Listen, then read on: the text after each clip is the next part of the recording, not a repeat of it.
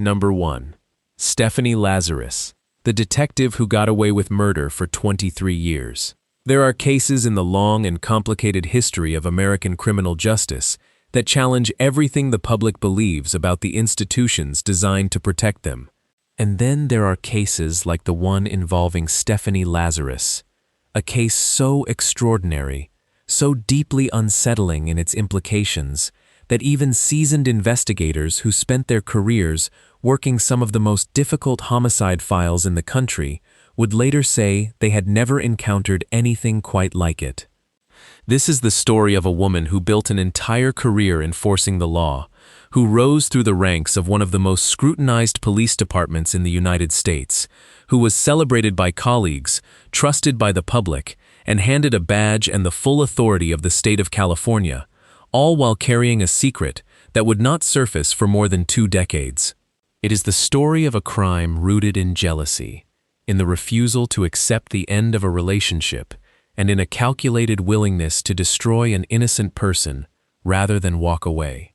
And it is, above all else, the story of Sherry Rasmussen, a 29-year-old nursing director with her entire life ahead of her, whose death, on February 24, 1986, went unpunished for so long that the woman convicted of causing it had already collected a pension and retired before justice finally arrived. To understand the full weight of what happened to Sherry Rasmussen, it is necessary to go back to the beginning, to the late 1970s and the campus of UCLA, where a young woman named Stephanie Lazarus was completing her undergraduate education and developing what would become a deeply complicated attachment to a fellow student named John Ruetten. Lazarus and Ruetten had what Ruetten himself would later describe at trial as a casual, friendly relationship that at various points involved a degree of romantic closeness, though Ruetten was consistent in his testimony that he never considered the connection between them to be a serious or committed partnership. For Lazarus, however, the dynamic appears to have meant something considerably more significant. Those who knew her during that period of her life would later recall that she spoke about Ruetten with an intensity that went beyond ordinary affection, that she treated their connection as something exclusive and ongoing, even as Ruetten moved through his own life without the same sense of obligation to it. After college, Ruetten and Lazarus went their separate ways geographically and professionally. Lazarus joined the Los Angeles Police Department in 1983 and began building what would become a long and apparently distinguished career. Ruetten moved into the private sector, working as an engineer, and eventually met a woman who would change his life entirely. Sherry Rasmussen was, by every account from every person who knew her, an exceptional human being. Born on February 7, 1957, she had grown up in a warm and close-knit family, pursued her education with genuine dedication, and built a professional life as the director of critical care nursing at Glendale Adventist Medical Center, a position that placed her in charge of an entire department and required a combination of clinical expertise, leadership ability, and emotional intelligence that her colleagues said she possessed in abundance. She was athletic, kind, and deeply loved by her family, by her co-workers, and by the man who would become her husband. John Ruetten met Sherry sometime in the early 1980s, and the connection between them was, according to everyone who witnessed it, entirely different from anything he had experienced before. The two fell in love and became engaged, and as they began planning their future together, the last thing either of them could have imagined was that a figure from Ruetten's past was watching the development of their relationship with growing resentment. When Stephanie Lazarus learned that John Ruetten was engaged to Sherry Rasmussen, she did not respond with the quiet acceptance that the end of even an informal romantic connection generally calls for. According to testimony presented years later at her trial, she confronted Ruetten. She showed up at the couple's shared residence. She made her feelings about the engagement known in terms that alarmed Sherry enough that Sherry raised the subject directly with her own parents, telling them she was worried about a woman from John's past who was behaving in a way that made her uncomfortable. Sherry's father would later testify that his daughter specifically identified the woman as a police officer and expressed genuine concern about her intentions. These conversations, had they been properly documented and acted upon by investigators in 1986, might have changed everything. They were not. John and Sherry Rasmussen were married in November 1985, and for a brief period, the life they had built together seemed to be moving forward exactly as they had hoped. They were 3 months into their marriage when everything ended. On the morning of February 24, 1986, a Monday, Sherry Rasmussen called in sick to work. She was alone in the condominium she and John shared in the Van Nuys neighborhood of Los Angeles when someone came to the door. What happened inside that apartment in the hours that followed has been reconstructed through forensic evidence, witness testimony, and the eventual confession that came 2 decades later. But the outcome was not discovered until John Ruetten came home that evening and found his wife unresponsive. Sherry Rasmussen was 29 years old. She and John had been married for less than 90 days. The investigation that followed was handled by lap detectives who, based on evidence at the scene that suggested an interrupted burglary, focused their attention on 2 individuals who had been linked to a separate incident in the same area. Stephanie Lazarus, despite the fact that her name appeared in the case file due to her known prior relationship with Ruetten, was never seriously investigated. She was, after all, a colleague. She was a fellow officer, and in 1986, the forensic science that would eventually identify her simply did not exist in a form that could have been practically applied to a case like this one. Lazarus continued working for the Lapt. She was promoted. She eventually became a specialist in art theft investigations, a role that required discretion, analytical intelligence, and the ability to move through professional environments with authority and credibility. She received commendations. She built a life, married, and by all outward appearances, became a respected member of the department she had joined the same year she took Sherry Rasmussen's life. The Rasmussen case went cold. Sherry's family grieved without answers. John Ruetten grieved, eventually remarried, and carried the weight of what happened in a way that those around him said never fully left him. The file sat. Years passed. A decade passed. 2 decades passed. The investigation was reopened in 2004 when the Los Angeles Police Department's Cold Case Unit began systematically re-examining old homicide files using modern forensic tools that had not been available to the original investigators. DNA evidence collected from the scene in 1986, including a sample recovered from a bite mark on Sherry's arm, was reanalyzed, and the results produced a profile that did not match anyone in the existing databases. What it did do, eventually, was point investigators in a direction no one inside the department had anticipated. Working carefully and quietly to avoid compromising both the investigation and the ongoing operations of a still active officer, detectives from the Robbery Homicide Division began looking at Lazarus. They needed a DNA sample without alerting her, and they obtained one in May 2009 by following her and recovering a piece of discarded material that contained her saliva. The comparison was conducted. The match was confirmed. The woman whose name had appeared in the original case file 23 years earlier, who had been dismissed as a possible suspect because of her standing as a fellow officer, was the same person whose DNA evidence placed her at the scene on the day Sherry Rasmussen was found.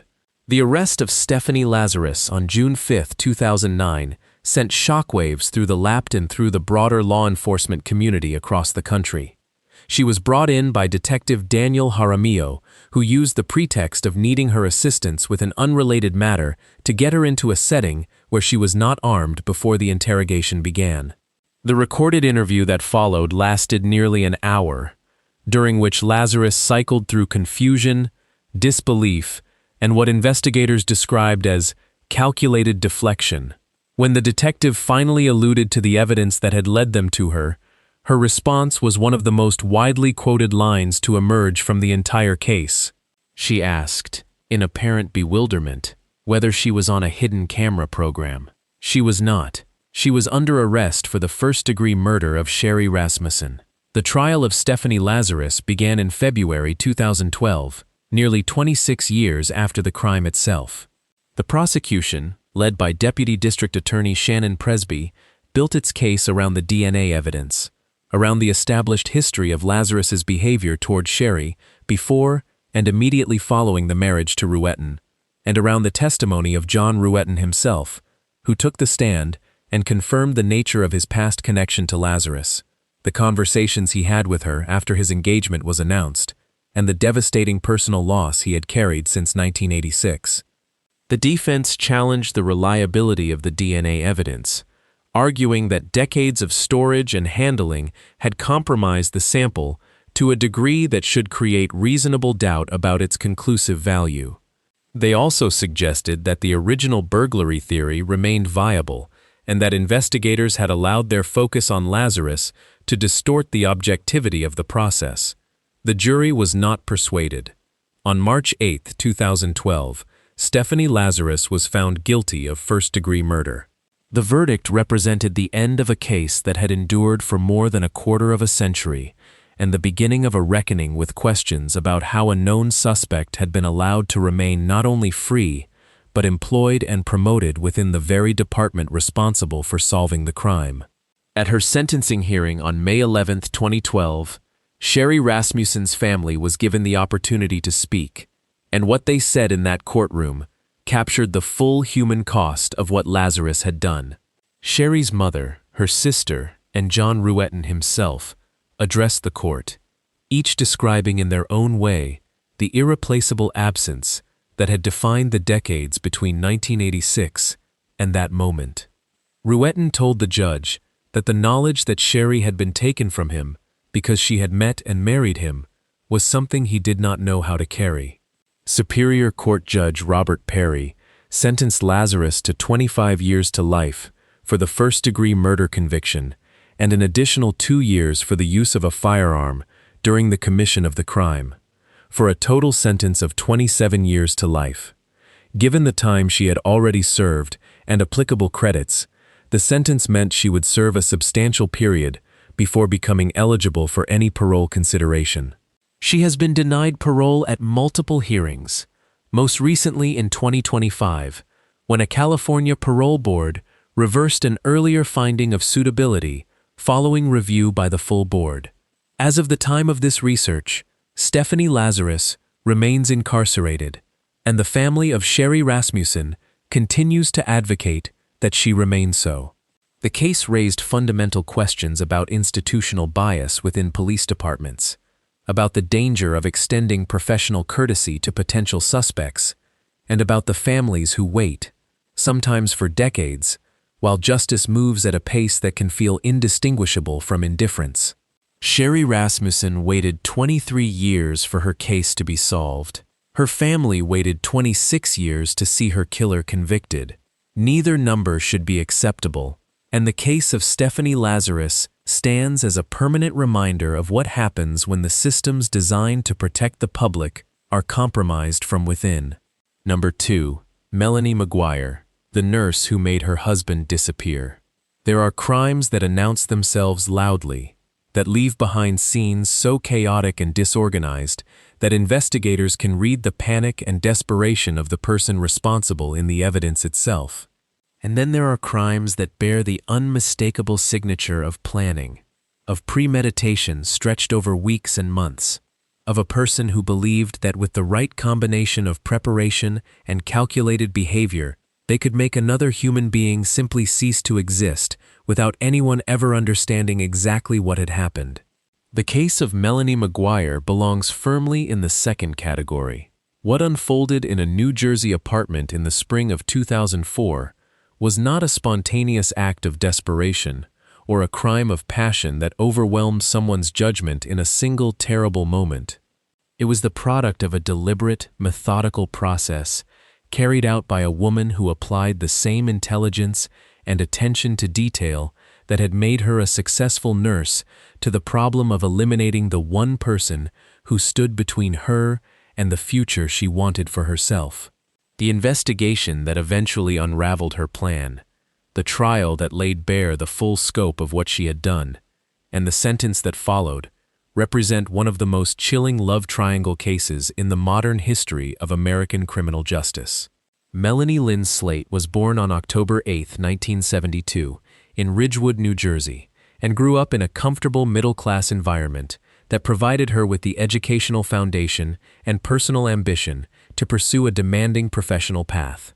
She attended Rutgers University, where she studied statistics and psychology, graduated in 1994, and went on to complete a nursing diploma program, finishing second in her class and establishing early on that she possessed the intellectual capacity and disciplined work ethic to excel in a clinical environment.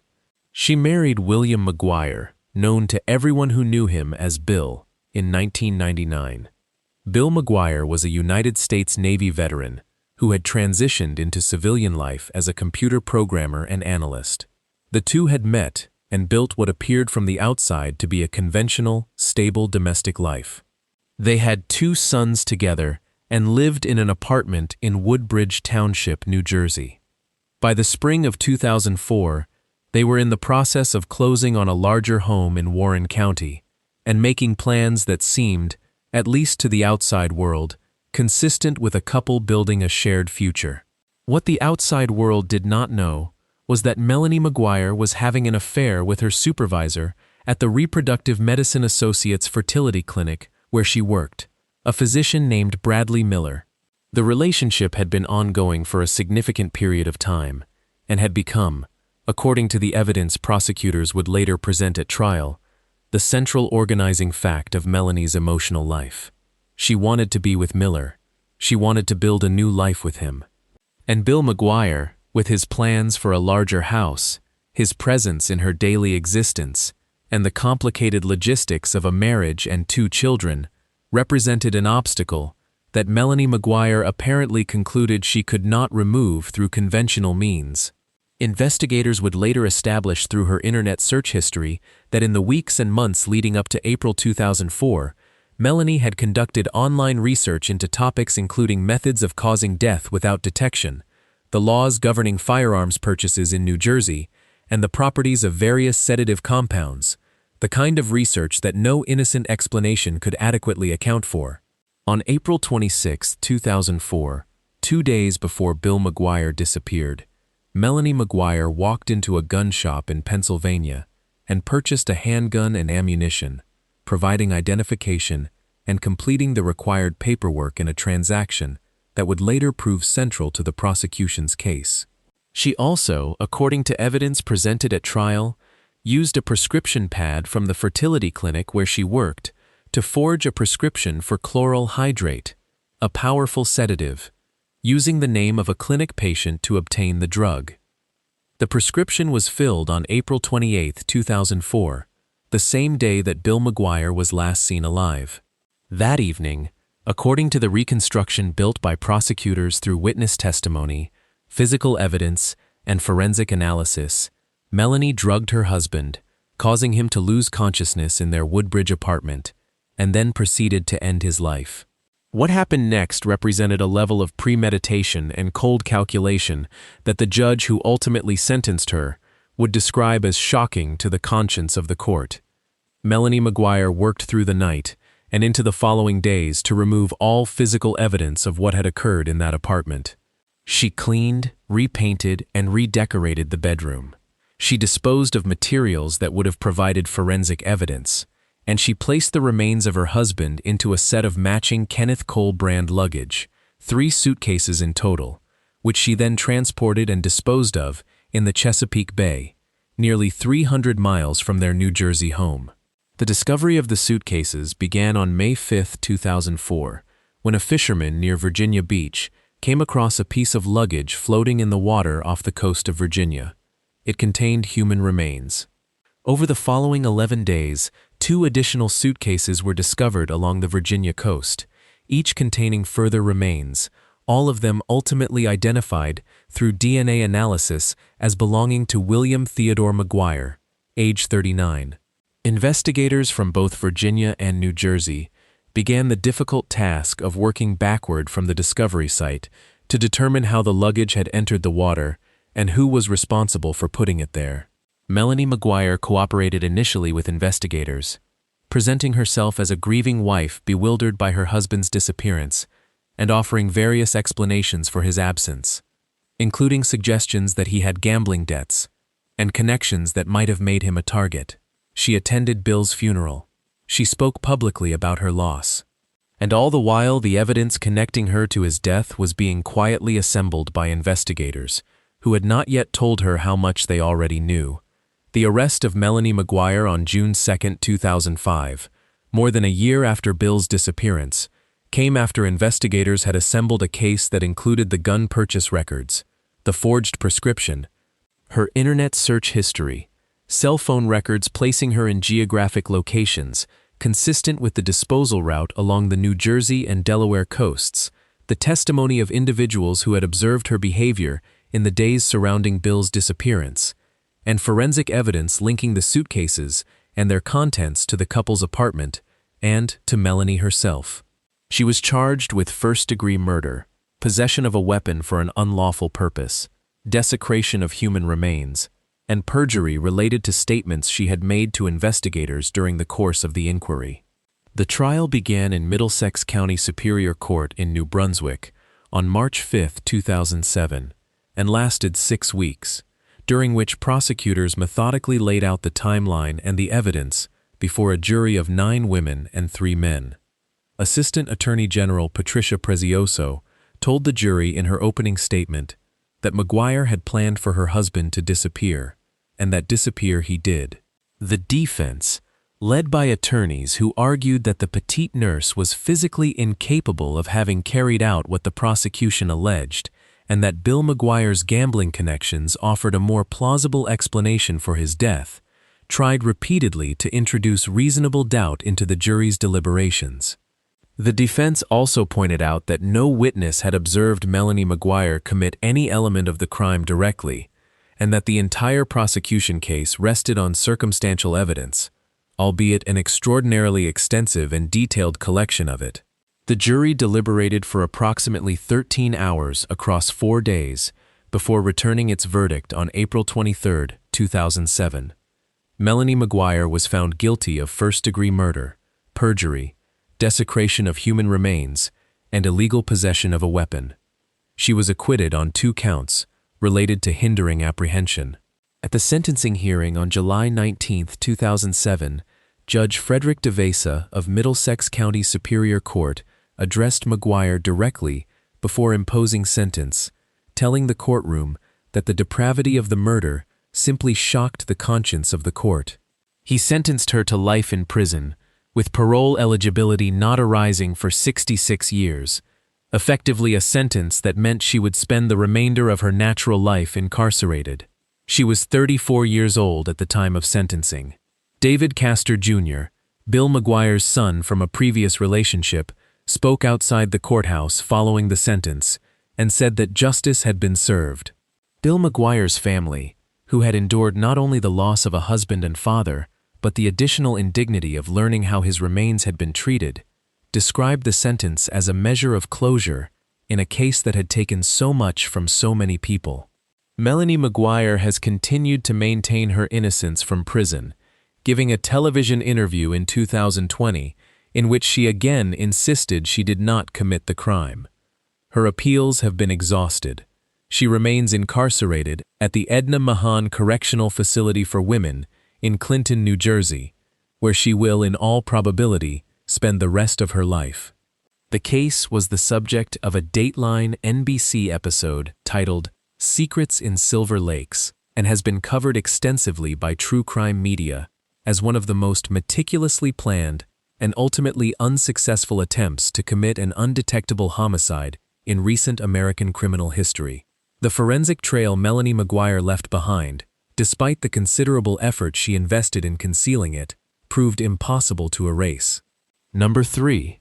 Caitlin Armstrong, the woman who fled to another country rather than face justice.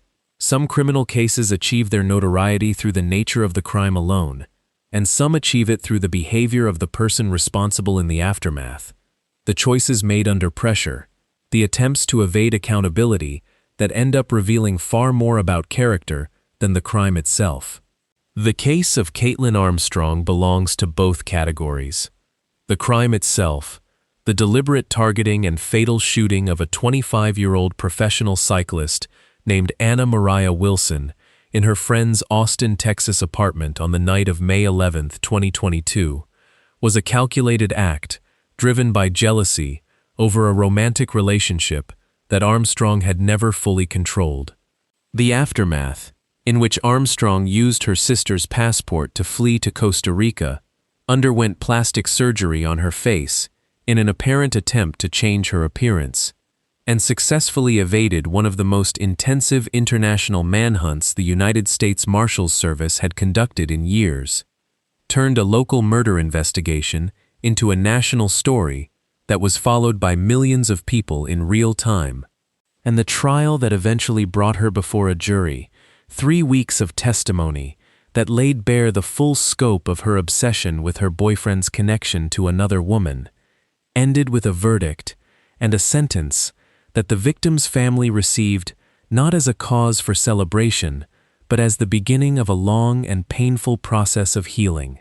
Anna Mariah Wilson, known universally to the people who loved her and the cycling community that admired her as Mo, was 25 years old in the spring of 2022 and was, by any objective measure, at the beginning of what promised to be an extraordinary career.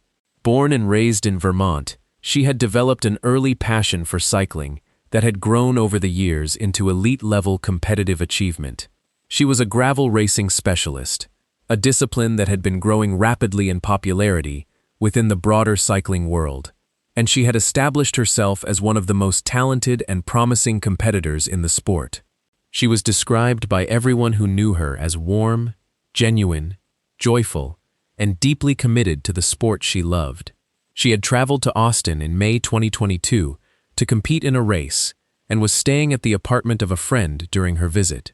On the evening of May 11th, she went swimming at Austin's Deep Eddy Pool with a fellow professional cyclist named Colin Strickland, with whom she had briefly had a romantic connection several months earlier during a period when Strickland and his girlfriend, Caitlin Armstrong, had temporarily separated. That brief connection had ended. Strickland and Armstrong had reconciled, and Mo Wilson had moved on with her own life. She returned to the apartment where she was staying after her evening with Strickland. She did not survive the night. Caitlin Armstrong was 34 years old at the time of the murder and had been in an on-again, off-again relationship with Colin Strickland for several years. She was a yoga instructor by profession, and by multiple accounts, she had become increasingly preoccupied with Strickland's history with Mo Wilson, to a degree that those around her described as consuming. Prosecutors would establish at trial that Armstrong had access to Strickland's digital accounts, including his Apple account and his Gmail, and regularly monitored his communications. She had also apparently tracked Wilson's physical location using Strava, the fitness tracking application popular among cyclists and runners that displays users' routes and locations in real time. On the night of May 11, 2022, Armstrong drove to the address where Mo Wilson was staying and entered. She had a weapon. Mo Wilson was shot and did not survive.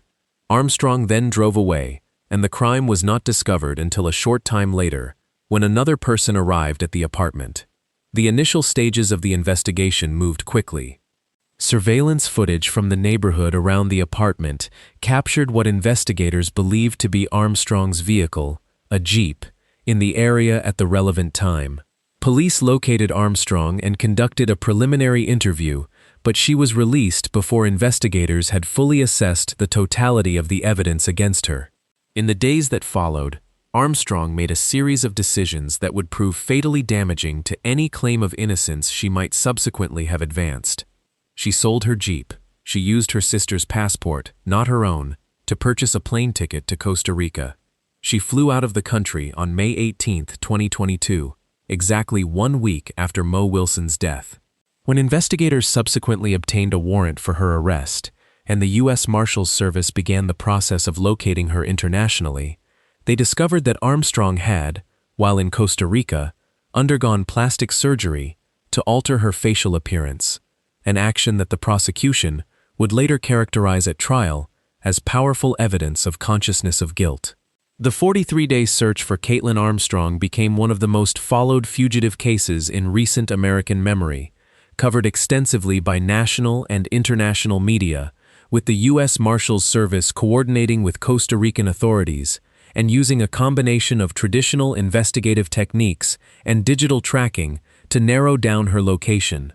She was apprehended on June 29, 2022, at a hostel on Santa Teresa Beach, a community popular with expatriates and tourists on the Nicoya Peninsula. When she was found, investigators say she was in possession of her sister's passport, a list of defense attorneys, and documentation related to the plastic surgery she had undergone. She was extradited to Texas and transferred into the custody of Travis County law enforcement. The trial of Caitlin Armstrong began in November 2023 in Austin and lasted nearly 3 weeks. The prosecution, led by Assistant District Attorneys Ricky Jones and Guillermo Gonzalez, presented the jury with a comprehensive body of evidence that included the surveillance footage, cell phone location data, digital records from Strickland's accounts that showed Armstrong had access to his communications and knew about his contact with Wilson, the testimony of multiple witnesses who described Armstrong's jealousy toward Wilson, and the Strava data that investigators argued she had used to track Wilson's location. Colin Strickland testified for the prosecution and acknowledged his history with both women, confirming that he and Wilson had spent the day together on May 11th and that their relationship during the period of his separation from Armstrong had been a source of significant tension. Armstrong herself chose not to testify. Her defense attorneys argued that the evidence was circumstantial, that the investigation had been conducted with a conclusion already in mind, and that prosecutors had failed to rule out other possible explanations for what had happened. The jury, which deliberated for approximately 2 hours before reaching its verdict, was unpersuaded. On November 16, 2023, Caitlin Armstrong was found guilty of first-degree murder. The following day, November 17, 2023, the jury returned after deliberating for approximately 3.5 hours on the question of sentencing and announced their decision. Caitlin Armstrong was sentenced to 90 years in prison and ordered to pay a fine of $10,000. She was 35 years old at the time of sentencing and will be eligible for parole consideration after serving 30 years, meaning she could not be released before 2053 at the earliest. Eric Wilson, Mo's father, addressed the press outside the courthouse following the verdict and said that the occasion was not a time for celebration, but a time for prayer, and that the story of his daughter's death was a perfect example of why integrity and honesty were essential in personal behavior, and how dishonesty could lead to consequences no one involved had anticipated. Karen Wilson, Mo's mother, addressed Armstrong directly during the victim impact statement, telling her that when she had made the choices she made, she had placed a wound in the hearts of everyone who had loved her daughter. Mo Wilson's family subsequently filed a civil wrongful death lawsuit against Armstrong, and a Texas court ordered Armstrong to pay $15 million in damages. The conviction was appealed, and in January 2026, the Texas Third Court of Appeals upheld both the first-degree murder conviction and the 90-year sentence in full, rejecting all 3 issues raised by Armstrong's legal team. Caitlin Armstrong is currently serving her sentence in a Texas correctional facility. Number 4. Clara Harris, the dentist who filmed her own crime. The story of Clara Harris occupies a particular place in the crowded landscape of true crime cases because of a single, extraordinary element that distinguishes it from almost every other case in the genre. The crime itself was captured on video by a private investigator whom Clara had hired for an entirely different purpose. What unfolded in the parking lot of the Nassau Bay Hilton Hotel in Houston, Texas, on the evening of July 24, 2002, was witnessed not only by Clara's teenage stepdaughter, who was in the car with her when it happened, but by a professional investigator with a camera who had been tasked with documenting evidence of a suspected infidelity, and who instead recorded one of the most extraordinary sequences of events ever to be played before a criminal jury. The video, which was shown repeatedly during the trial that followed, made the case nationally famous and placed Clara Harris at the center of a story that raised difficult questions about the limits of human emotion, the consequences of betrayal, and the legal system's treatment of crimes committed in the immediate aftermath of devastating personal discovery. Clara Suarez was born in Colombia and immigrated to the United States in the 1980s, building a life that by any conventional measure could be described as exceptionally successful.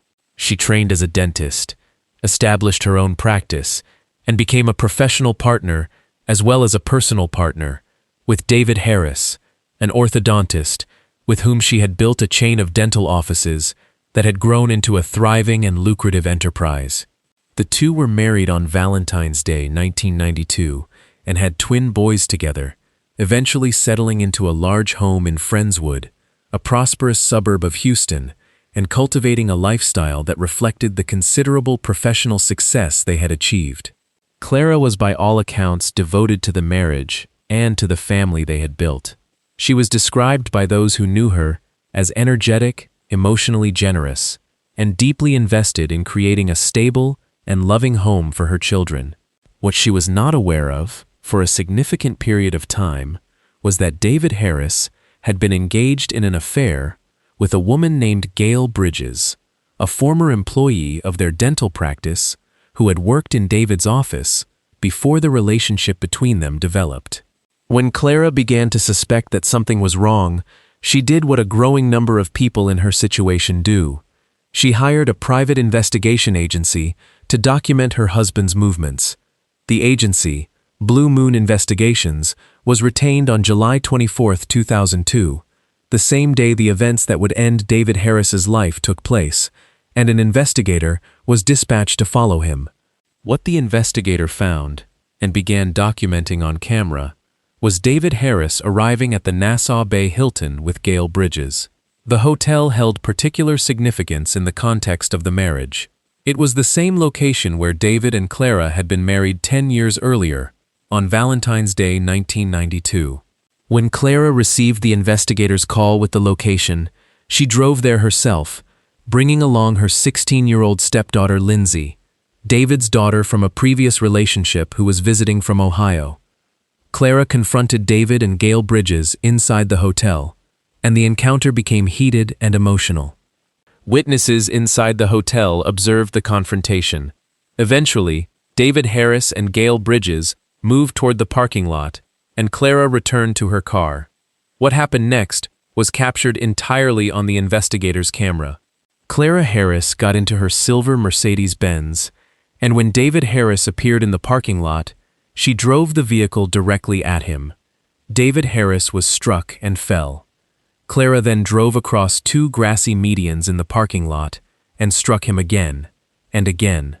According to prosecutors and the testimony presented at trial, including the account given by Lindsay Harris from the passenger seat of the car, Clara struck her husband multiple times before the vehicle came to rest with him underneath it.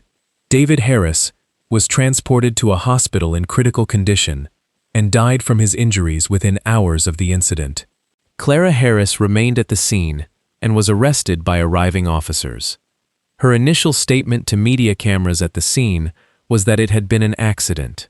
The criminal trial of Clara Harris began in January 2003, nearly 6 months after David Harris's death, and lasted 3 weeks. The centerpiece of the prosecution's case was the videotaped recording made by the private investigator, which was played for the jury in its entirety, and which made a clinical and devastating argument without requiring any narration. Prosecutor Mia Magnus argued that Clara Harris had known exactly what she was doing in that parking lot and had intended to harm her husband. The prosecution's most powerful witness was Lindsay Harris, the teenage stepdaughter who had been in the car and who testified about what she had experienced during the incident, as well as about a statement she said Clara had made approximately 1 week before the events of July 24th, telling her that with everything David had done to her, she could end his life and get away with it. The defense, led by attorney George Parnham, argued that Clara had acted under a state of temporary and overwhelming emotional trauma, that the discovery of the ongoing affair at the site of their own wedding had triggered a psychological collapse that rendered her unable to fully comprehend or control her actions. Parnham made this argument so strenuously that he reportedly collapsed in the courthouse hallway from stress at one point during the proceedings. The jury found Clara Harris guilty on February 14, 2003, the 11th anniversary of her wedding to David Harris, but accepted the defense's framing to the extent of classifying the killing as a crime of sudden passion rather than deliberate first-degree murder, a distinction that carried significant sentencing implications under Texas law. They sentenced her to the maximum allowed under that classification, 20 years in prison and a fine of $10,000. Clara Harris entered the Texas Department of Criminal Justice system and served her sentence at the Mountain View Unit in Gatesville, Texas, where prison records indicate she spent a portion of her time converting school textbooks into Braille for students with visual impairments. Her twin sons were placed in the care of family friends during her incarceration. She was released on parole in May 2018, having served approximately 15 years of her 20-year sentence. At the time of her release, she was 60 years old. She was required as a condition of parole to remain in Galveston County and to wear an electronic monitoring device. Her parole was formally completed and discharged in February 2023, at which point Clara Harris ceased to be under the formal supervision of the Texas criminal justice system. The case was the subject of a made-for-television film called Suburban Madness and has been written about extensively in Texas Monthly and other publications as one of the most dramatic and emotionally layered true crime stories to emerge from the Houston area in the modern era. The private investigator who recorded the events in the hotel parking lot, Bobby Bacha, subsequently spoke publicly about the extraordinary circumstances of having inadvertently documented a death while conducting a routine infidelity investigation, describing the experience as something she had never anticipated and has never stopped thinking about. Number 5. Sabrina Limon, the woman who conspired with her lover and quoted scripture to justify it. There are cases that involve betrayal at a level so fundamental, carried out with such calculation, and sustained over such a long period of time, that they force a reckoning with how ordinary the circumstances can look from the outside, while something genuinely terrible is being planned in the space between appearances. The case of Sabrina Limon is one of those cases. Robert Limon was a railroad worker who lived with his wife and their 2 children in the Silver Lakes community in Hesperia, California, a lakefront neighborhood where the Limon family was known and liked. He was, by the accounts of those who knew him, a devoted father and a hard-working man who had built a life centered on his family. He was 38 years old when he was found at the Thunderbird Rail Yard near Tehachapi on August 17, 2014, having been shot while working an extra shift that day. He did not survive. The investigation that followed would eventually expose a plan that had been developing for years, a plan that his wife had been central in designing, and a plan that drew on some of the most unexpected justifications that have ever been presented in a California murder case. Sabrina Limon met Jonathan Hearn in 2012. At the time, she was 32 years old, and Hearn was 22. A young firefighter working in the Redlands area of Southern California. The two began a relationship that quickly took on an intensity that those involved would later describe in remarkable terms. Hearn became deeply attached to Sabrina and has stated that he was genuinely in love with her. Sabrina, for her part, told investigators and later the court that her marriage to Robert had deteriorated significantly after the couple had begun exploring a lifestyle that involved other partners, and that the connection she had with Hearn felt in some way like a resolution to the unhappiness she had been carrying in her domestic life. But the existence of a failing marriage, even one that had clearly moved well beyond the boundaries of a conventional relationship, was not sufficient for Sabrina Limon. The couple had children. There were financial entanglements. Divorce was complicated. And at some point in the months before August 2014, Sabrina Limon apparently communicated to Jonathan Hearn that the relationship between them could only develop into the full shared life she envisioned if Robert Limon was no longer alive. The prosecution's account of how the plan was developed and executed relied heavily on the testimony of Jonathan Hearn himself, who agreed to plead no contest to a reduced charge of voluntary manslaughter and testify against Sabrina in exchange for a sentence of 25 years and 4 months in prison. Hearn told the court that he and Sabrina had discussed Robert's death as a necessary step for their future together, that Sabrina had provided him with information about Robert's schedule and location, and that he had traveled to the Tehachapi area and waited for the right opportunity to carry out what they had agreed upon. In one of the most unusual dimensions of this case, Hearn testified that both he and Sabrina had used specific passages from the Bible to justify to themselves and to each other the decision they had made, framing what they were planning in religious terms that portrayed Robert's death as somehow consistent with a larger divine purpose. This element of the case shocked observers and was described by multiple legal commentators as one of the most disturbing examples of the use of religious framing to rationalize criminal conduct that they had encountered in a serious murder case. On August 17, 2014, just 2 days before what would have been Robert and Sabrina's 14th wedding anniversary, Robert Limon reported to work at the Thunderbird rail yard near Tehachapi for an extra shift that had not been part of his regular schedule. Hearn, according to his testimony, had been provided with enough information about Robert's movements to locate him when he was working alone. When Robert Limon was found, he had been shot. He did not survive. Sabrina Limon's behavior in the aftermath of her husband's death was scrutinized intensely during the investigation and trial. She was described by investigators as failing to disclose the existence of her relationship with Hearn, even when investigators asked her directly, on multiple occasions, whether either she or Robert had been involved with anyone outside the marriage. She continued to conceal the affair, even as Hearn was being investigated and eventually arrested for the shooting. Hearn's arrest came in January 2017, and his agreement to testify against Sabrina was announced as part of his plea deal at the same time. Sabrina was arrested within days of Hearn's arrest. She was charged with first-degree murder, conspiracy to commit murder, solicitation of murder, and being an accessory to murder. The trial took place in Bakersfield before a Kern County jury in 2017 and lasted 18 days of testimony. The case attracted national media attention and was the subject of a Dateline NBC episode titled Secrets in Silver Lakes, which explored the full arc of the love triangle and the investigation that unraveled it. Hearn took the stand and provided the jury with a detailed account of the planning and execution of the plan, including his statement that it was, in his words, inevitable that Robert needed to die for him and Sabrina to move forward with their relationship.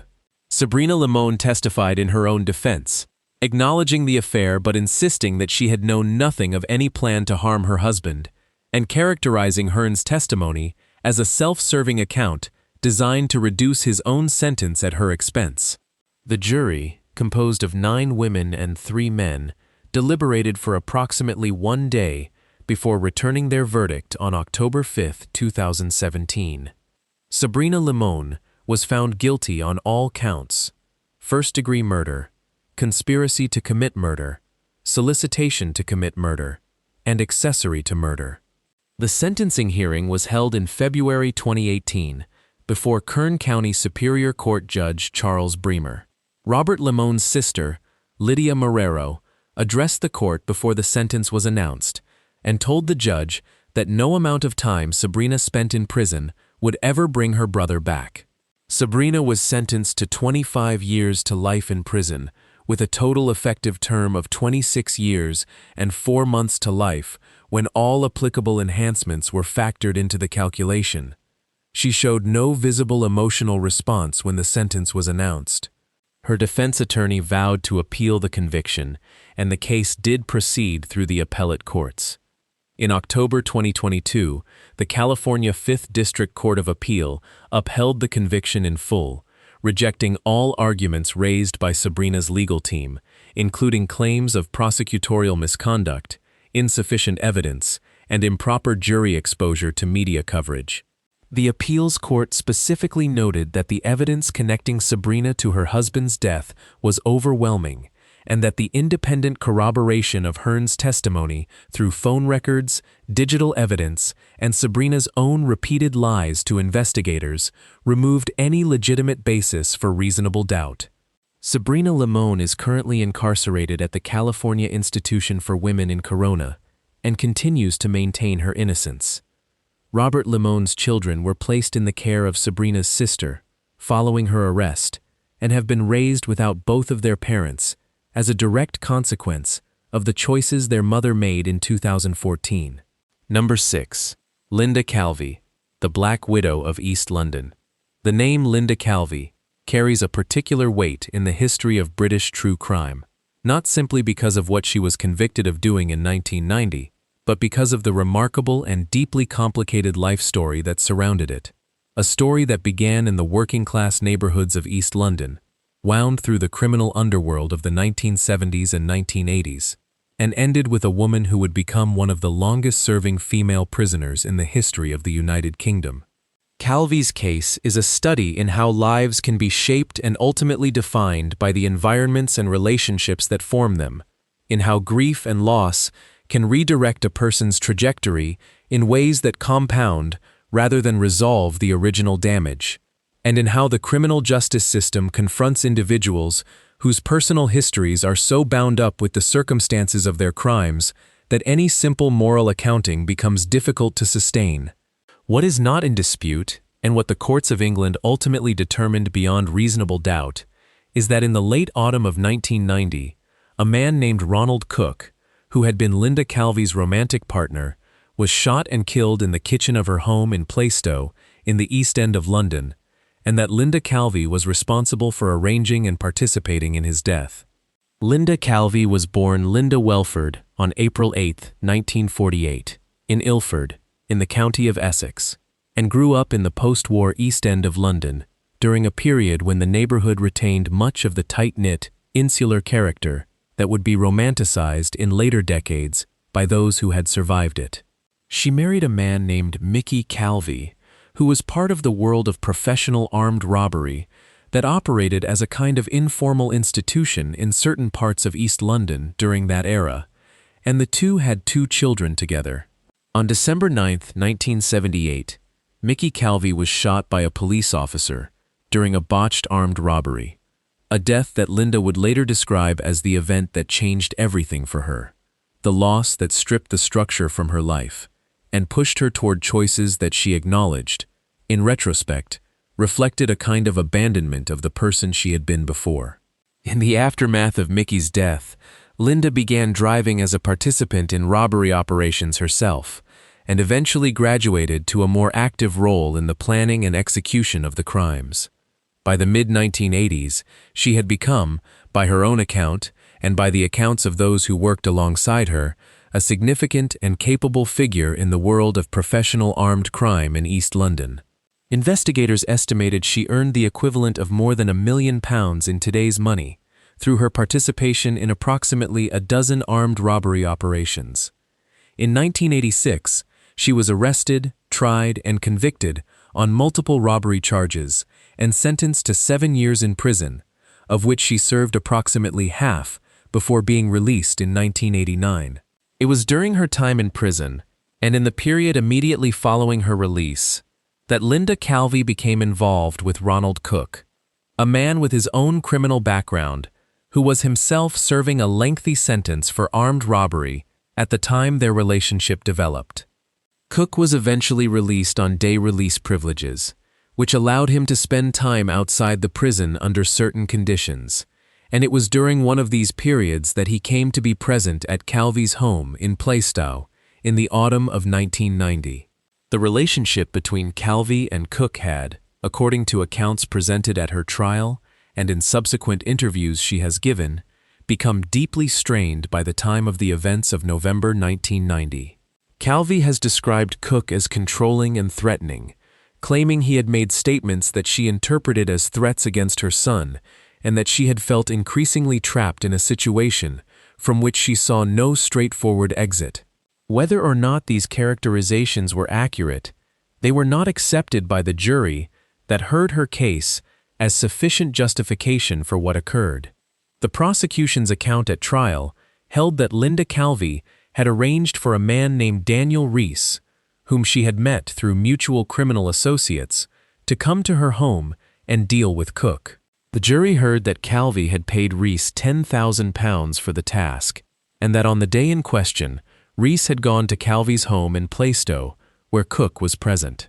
According to the prosecution's version of events, which was supported by Reese's own testimony, Reese initially found himself unable to complete what he had agreed to do. The prosecution alleged that at this point, Calvi took the weapon from Reese and, according to a neighbor who later spoke to investigators about sounds she had heard from outside the property, called out what was interpreted as a command to kneel before the final shot was fired that ended Cook's life.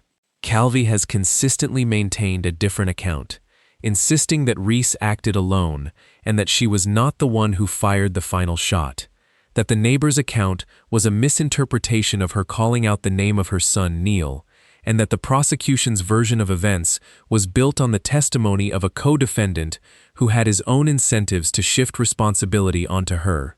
The trial concluded on November 12, 1991, when the jury convicted both Linda Calvi and Daniel Reese of murder. The judge sentenced Calvi to life imprisonment, with a recommendation that she serve a minimum of 7 years before becoming eligible for parole consideration.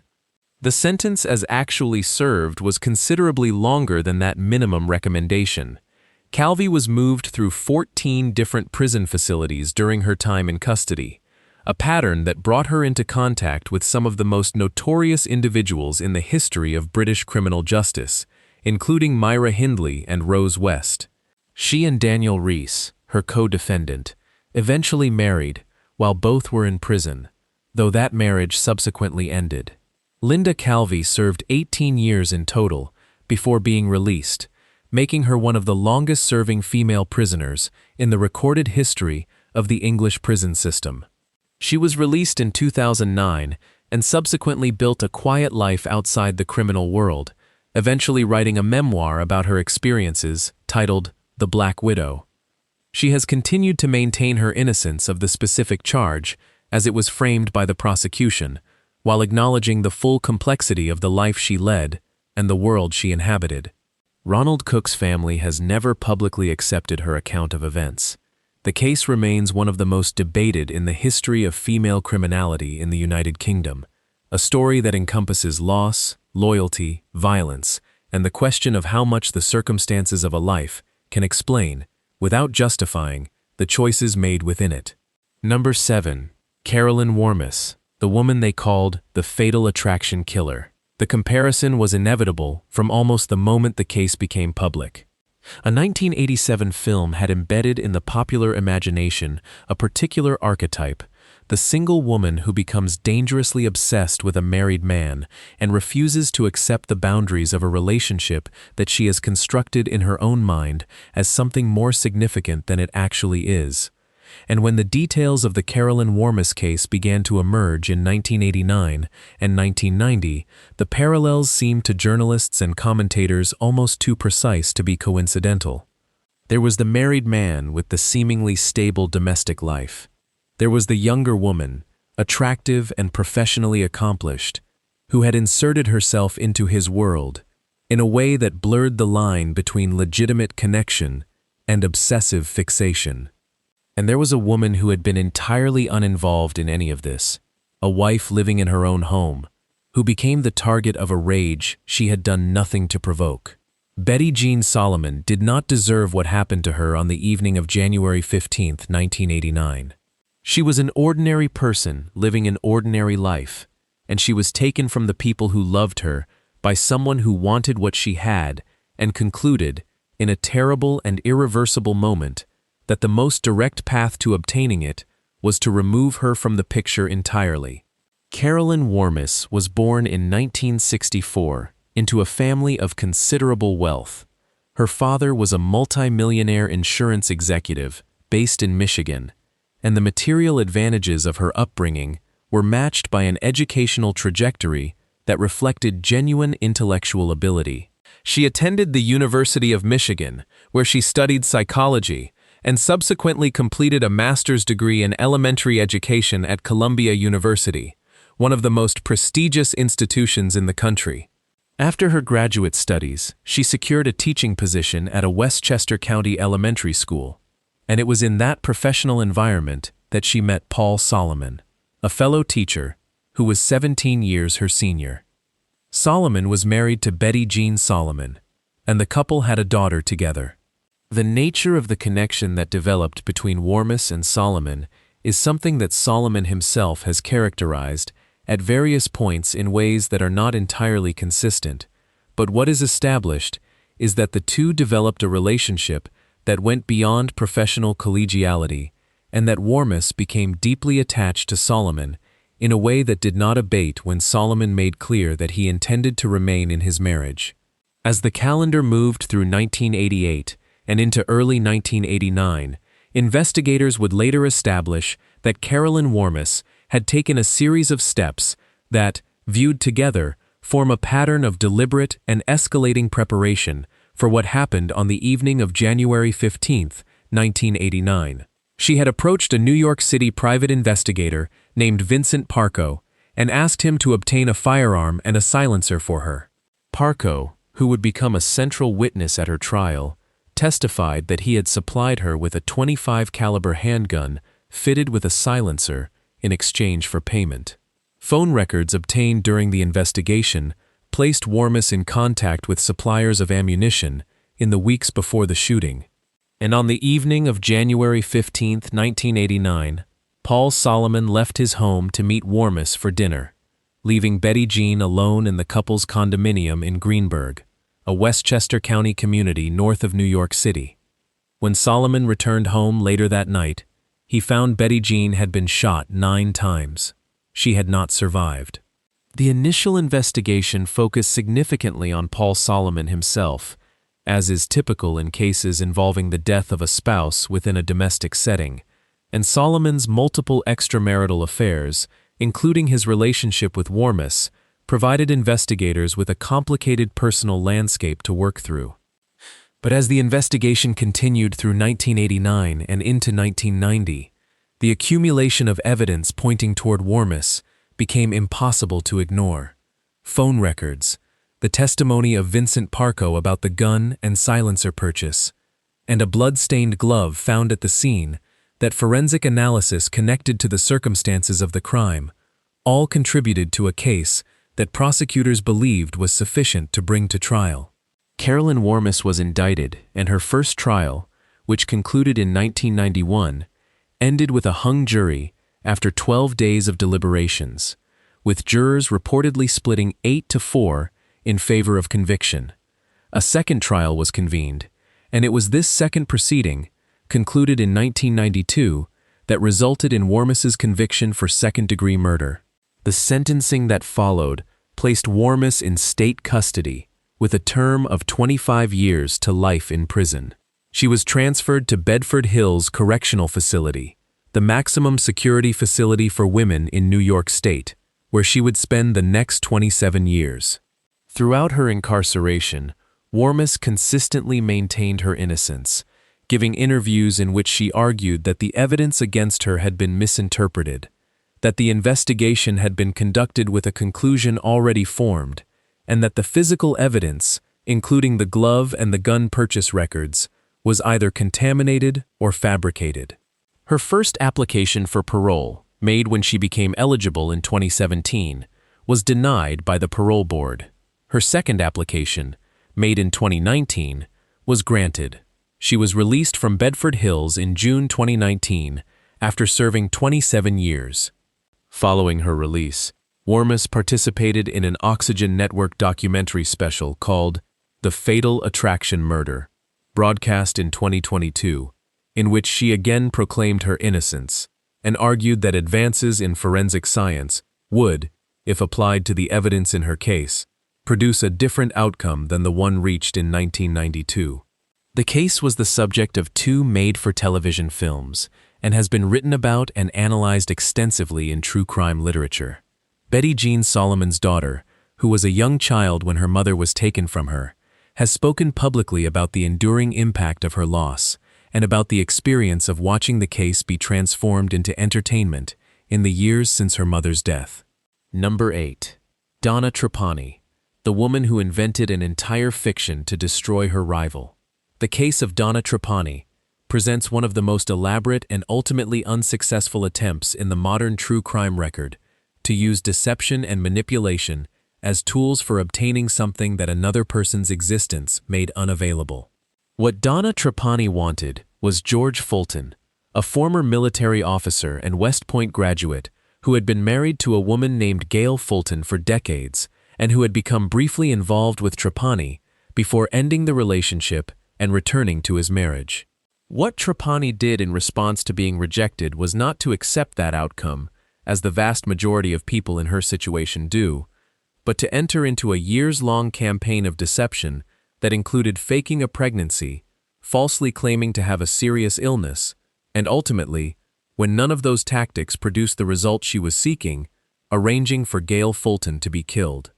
Gail Fulton, a librarian and devoted mother of 3, who had done nothing more than exist as the wife of the man Donna Trapani had decided she was entitled to be with, was shot and did not survive in the parking lot of the Orion Township Public Library in Lake Orion, Michigan, on the evening of October 4, 1999, as she was leaving work. She was 48 years old. George and Gail Fulton had met as teenagers in a Catholic youth group in Corpus Christi, Texas. Gail was by all accounts a high achiever during her school years, a popular and academically serious student, while George was class president of his graduating class and went on to attend the United States Military Academy at West Point. After completing his education, George pursued a military career that required the family to relocate frequently, a challenge that Gail embraced with the same dedication she brought to every aspect of her life. The two had 3 children together, and by all accounts maintained a genuinely close and loving partnership across the years and the many moves that George's career required.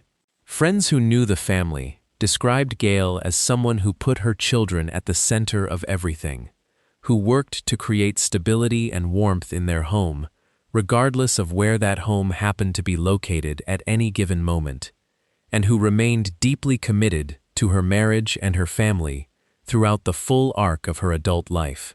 Donna Trapani entered George Fulton's life during a period when circumstances had created a vulnerability that she appears to have recognized and exploited deliberately.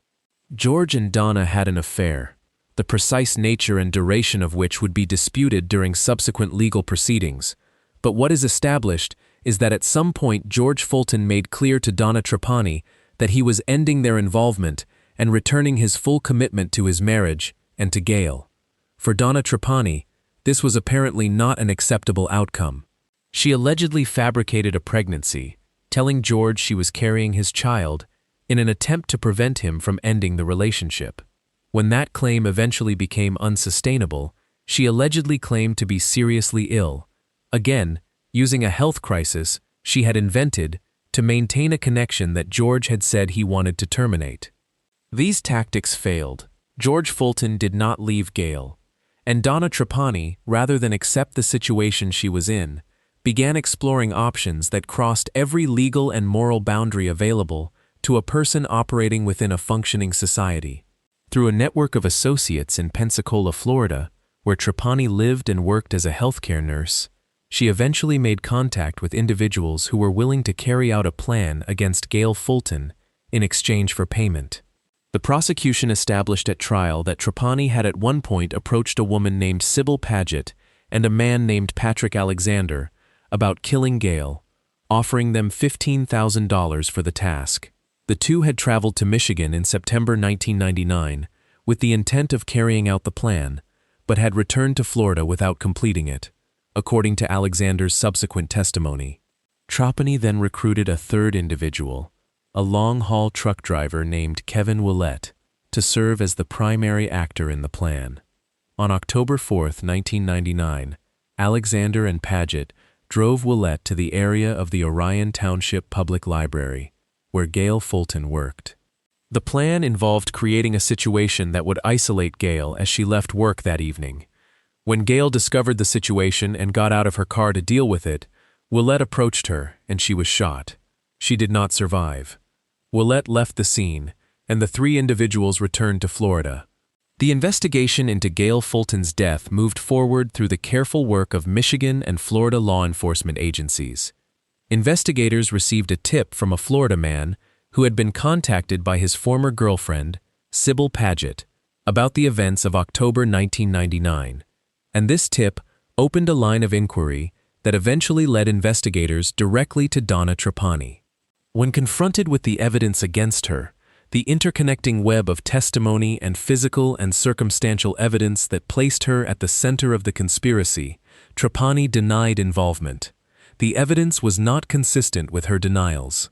She was charged with premeditated first-degree murder and conspiracy to commit murder, charges that reflected both the severity of what had been done and the deliberate, planned nature of the entire operation. Sybil Paget was similarly charged.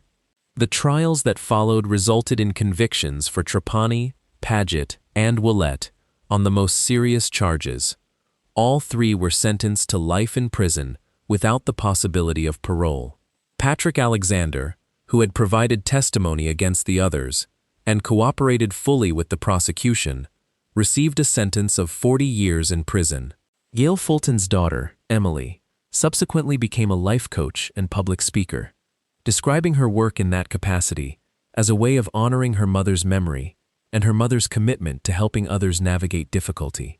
Emily has spoken publicly about the lasting impact of the loss and about the importance of recognizing how quickly situations of emotional abuse and manipulation can escalate beyond the boundaries of what the people involved originally imagined possible. Number 9. Candy Montgomery, the housewife who walked free after one of the most shocking trials in Texas history. The case of Candy Montgomery is, in the taxonomy of true crime, something genuinely unusual, a case where the central facts about what happened are not seriously in dispute, where the person charged with the crime acknowledged at trial that she was the one responsible for what had occurred, and where the jury nonetheless returned a verdict of not guilty. The legal reasoning that produced that verdict, built around the Texas law of self-defense and the psychiatric testimony presented by the defense, remains controversial more than 4 decades after the trial concluded. What is not controversial is the human reality at the center of the case. A woman named Betty Gore was taken from her family on June 13, 1980, in the kitchen of her own home in Wiley, Texas, and her 2 young daughters grew up without their mother. Whatever the law determined about the legal responsibility of Candace Montgomery, the fact of Betty Gore's absence from the world and from the lives of the people who needed her has never been subject to legal revision. Candy Montgomery was born Candace Lynn Wheeler on November 15, 1949, and grew up to become a person who, by every visible indicator of the life she constructed for herself in Collin County, Texas in the late 1970s, had achieved the domestic stability and community integration that were considered the hallmarks of a successful life in that environment. She was married to Pat Montgomery, an electrical engineer who worked for Texas Instruments.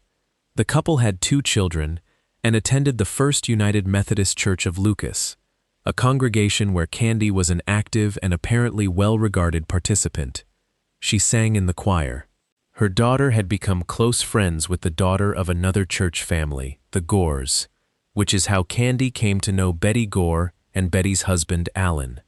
Betty Gore was a 5th-grade teacher, also a choir member at the same church, warm and organized, and deeply devoted to her 2 daughters, and to the family life she and Alan had built together. From the outside, the 2 families appeared to have a great deal in common, and the friendship between their daughters created a natural basis for social connection between the adults. What the outside view could not see was that Candy Montgomery had arrived at a point in her own life where the routine she had constructed felt constraining in a way that she found increasingly difficult to manage. According to testimony and accounts given by Montgomery herself, in the years after the events of 1980, she had begun to feel as though something essential was missing from her domestic existence, that the life she had chosen was comfortable but somehow insufficient. She identified Alan Gore, Betty's husband, as someone she was attracted to, and in December 1978 she approached him directly with a proposal that they begin a sexual relationship. Alan Gore was by most accounts a somewhat passive man who went along with the proposal, and the two began an affair that continued for approximately 1 year before Alan ended it in August 1979, telling Candy that he wanted to recommit fully to his marriage and to Betty. Candy Montgomery accepted the end of the affair, and the two families continued to have a social relationship as before, which makes the events of June 1980 all the more difficult to understand in retrospect. On June 13, 1980, a Friday, Alan Gore traveled to Minnesota on a business trip, leaving Betty at home with their infant daughter. Their older daughter, Elisa, was scheduled to spend the day with the Montgomerys, and Candy came to the Gore house to pick her up. What happened inside that house during the encounter between Candy Montgomery and Betty Gore that morning has been told in different ways by different people across the decades that have passed since, but the physical reality of what was discovered when neighbors eventually entered the property that evening is not in dispute. Betty Gore was found in the kitchen. She had been struck with a wood-splitting axe that was found at the scene 41 times. She was 30 years old. Her infant daughter was in the house and had not been harmed. Candy Montgomery was identified as the last person known to have been with Betty Gore and was questioned by investigators. She initially denied knowledge of what had happened, but eventually gave a statement in which she acknowledged that she had been present during a confrontation with Betty, that Betty had raised the subject of the affair with Alan, and that a struggle had ensued during which, she claimed, Betty had been the one to reach for the axe first. Candy's account was that she had acted in self-defense after Betty attacked her. She was arrested on June 26, 1980, and charged with first-degree murder. The trial that followed became one of the most remarkable legal proceedings in the history of Collin County, Texas, attracting enormous media attention and public fascination with the question of how a suburban church-going housewife could have found herself in a Wiley kitchen on a Friday morning in circumstances that ended with Betty Gore's death. The defense attorney, Don Crowder, built a case around a psychiatric theory that Candy Montgomery had experienced a dissociative episode during the confrontation with Betty, triggered by a specific verbal cue that connected to a deeply suppressed memory of childhood emotional trauma, and that this episode had rendered her temporarily unable to control or even perceive her own actions. A forensic psychiatrist testified in support of this theory at considerable length. The prosecution challenged both the factual underpinnings of the theory and the broader suggestion that self-defense was a legally applicable framework given the number and nature of the strikes involved. Final arguments were heard on October 29, 1980. The jury of 9 women and 3 men deliberated for approximately 4 hours before returning a verdict of not guilty on both murder and the lesser charge of manslaughter. The reaction outside the courthouse was one of shock and outrage from many members of the community who had followed the case. Cries of disapproval greeted Candy Montgomery as she left the courthouse with her husband. Betty Gore's father told reporters he was not happy with the outcome and that the family would never fully know what had happened that morning. A juror later told the Dallas Morning News that the number of strikes had no bearing on the verdict at all, and that the jury had focused entirely on whether the legal standard for self-defense had been met under Texas law. Candy Montgomery left Texas with her family, following the acquittal, and eventually relocated to Georgia, where she built a new life and worked for a period as a family counselor. She has largely avoided public attention in the decades since the trial.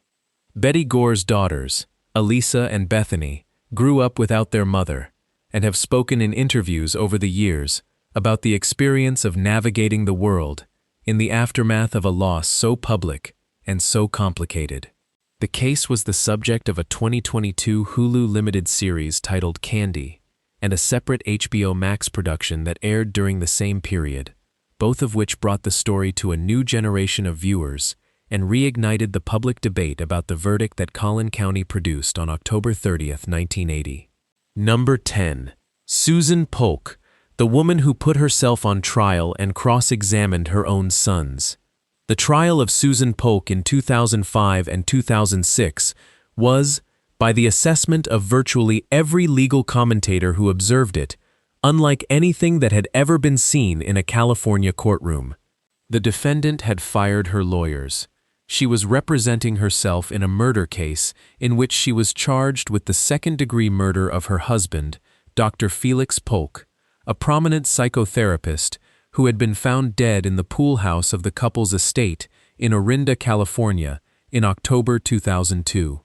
Over the course of a trial that stretched across 22 weeks and produced a courtroom atmosphere that one correspondent described as circus-like, Susan Polk talked over the judge, insulted the prosecutor, called for a mistrial on multiple occasions, discussed her claimed psychic abilities, made references to government experiments and conspiracies, and in one of the most extraordinary moments of the entire proceeding, cross-examined two of her own sons who had taken the witness stand to testify against her. One of those sons, Adam, called his mother from the witness stand, words that the judge had to work to suppress his own laughter at. The jury deliberated for 4 days and found her guilty of second-degree murder.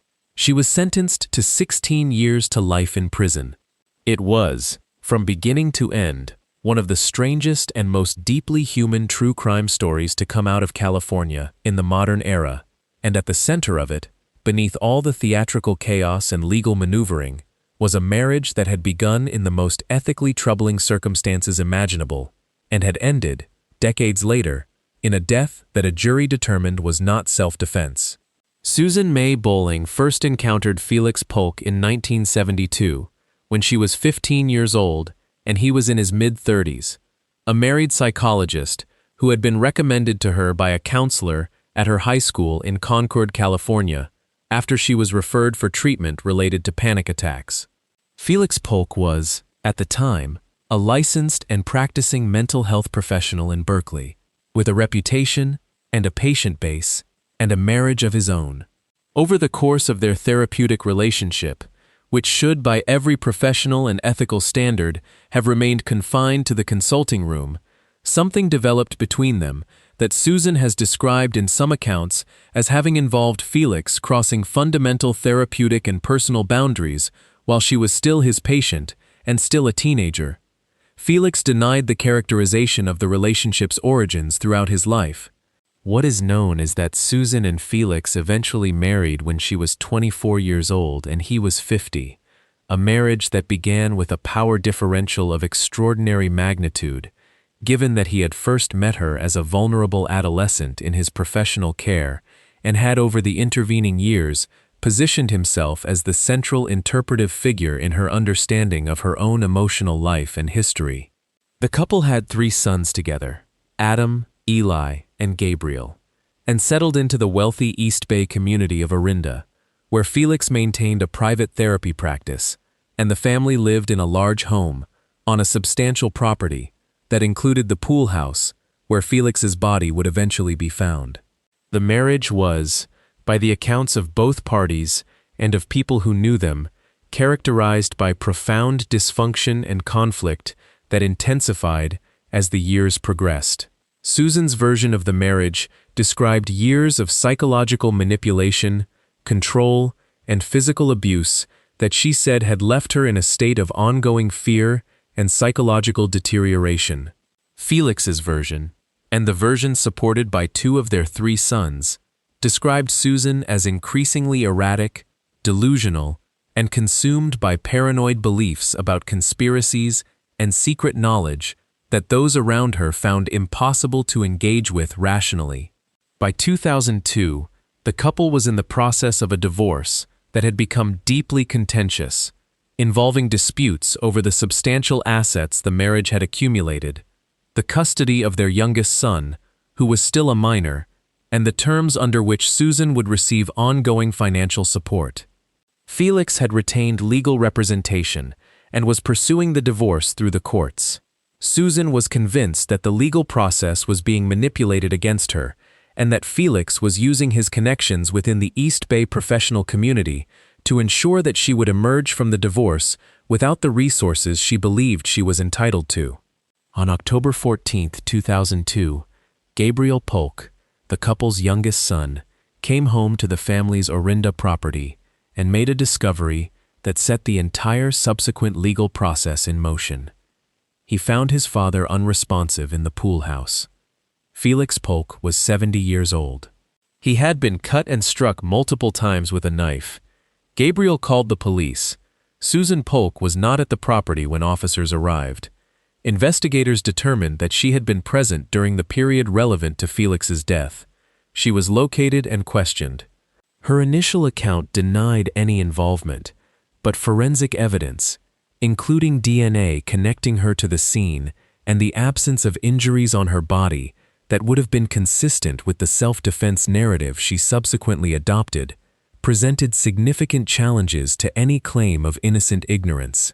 She eventually gave an account in which she acknowledged that a struggle had taken place, that Felix had attacked her with a knife, that she had managed to take the knife from him and used it to defend herself, and that Felix had then experienced what she described as a cardiac event and fallen.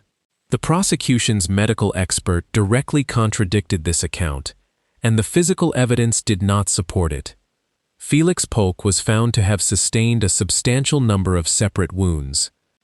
The prosecution, led by Deputy District Attorney Paul Sequeira, argued that Susan had gone to the pool house that evening with the intention of confronting Felix over the divorce, and that what followed was not self-defense, but deliberate harm. Sequeira pursued a first-degree murder conviction, arguing that the killing had been premeditated. The defense, such as it was given that Susan was representing herself after dismissing her attorneys, argued self-defense and characterized Felix as the aggressor in a relationship that had been defined by his manipulation and control from the moment he first met her as a vulnerable teenager. The jury heard 22 weeks of testimony, including the extraordinary testimony of Adam and Eli Polk, both of whom took the stand for the prosecution and provided accounts of their mother's behavior and statements that they said were inconsistent with her claimed victimhood. Eli, who testified for the defense, was eventually forcibly removed from the courtroom after a dispute with the judge over how his testimony was being conducted. Susan cross-examined her own children from the defendant's table, a sequence of events that the foreman of the jury would later describe as genuinely painful to observe. On June 16, 2006, the jury returned its verdict. Susan Polk was found guilty of second-degree murder, a finding that reflected the jury's conclusion that the killing was not premeditated in the legal sense, but was nevertheless not justified by self-defense. At the sentencing hearing on August 11, 2006, Susan Polk addressed the court and told the judge that she intended to be productive for however long she remained in prison. She was sentenced to 16 years to life, the maximum available under the second-degree conviction. She was incarcerated at the California Institution for Women in Chowchilla. From prison, she filed multiple appeals, arguing errors in the trial process and the conduct of the prosecution. Those appeals were denied. Susan Polk has remained incarcerated, a figure whose case continues to generate discussion among those who study the intersection of domestic psychology and criminal law, and whose story raises questions that have no comfortable answers about the long-term human consequences of relationships that begin as fundamentally and catastrophically as the one between Susan Bowling and Felix Polk began in 1972.